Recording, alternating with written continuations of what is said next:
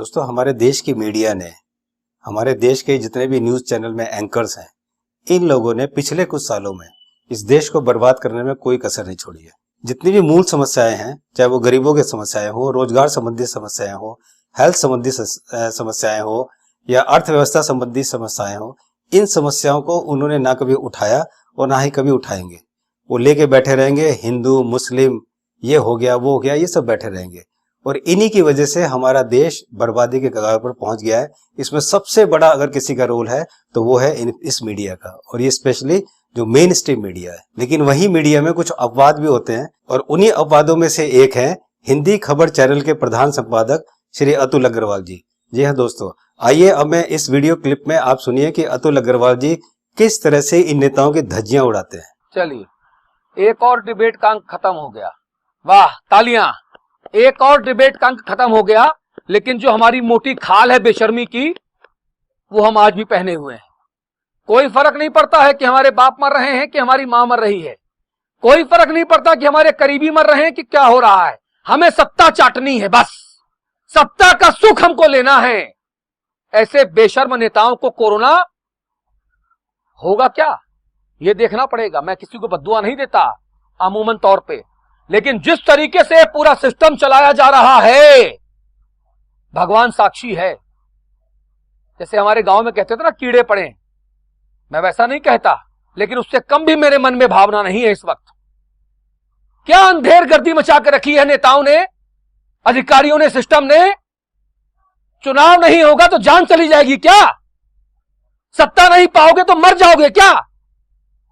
लेकिन सत्ता पाने की लालसा में जिस तरीके से तमाशा हमारे नेता कर रहे हैं, इस मंदबुद्धि और वैचारिक अंधेपन का शिकार हो चुके चुनाव आयोग के दौर में, वो सबसे ज्यादा खतरनाक है। वो कहते हैं ना, कापर करूं सिंगार कि पिया मोरा अंधर रे। चुनाव आयोग और सत्ताधारी दल के साथ यही हो रहा है।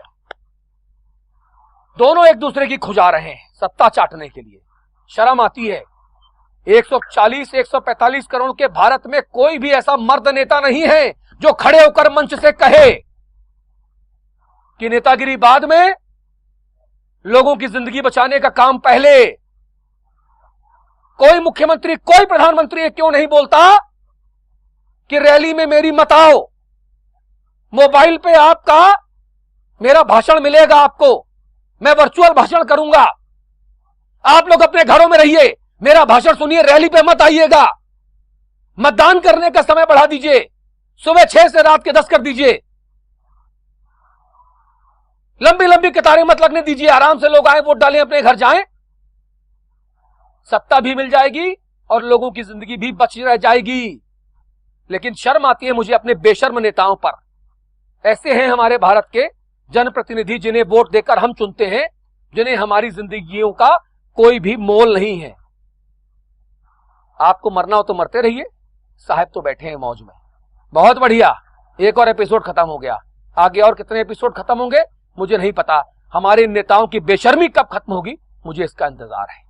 बहुत बहुत धन्यवाद, नमस्कार। जो कहूंगा सच कहूंगा। तो सुना दोस्तों आपने, अगर इस तरह के एंकर्स या इस तरह के न्यूज चैनल्स हमारे देश में होंगे, तभी हमारे देश की समस्याओं सब सुधर सकती हैं और तभी हमारे देश के नेता शायद कुछ सही सोचकर इस देश का भला कर सके। जल्दी मिलता हूं एक नई सोच के साथ, तब तक नमस्कार।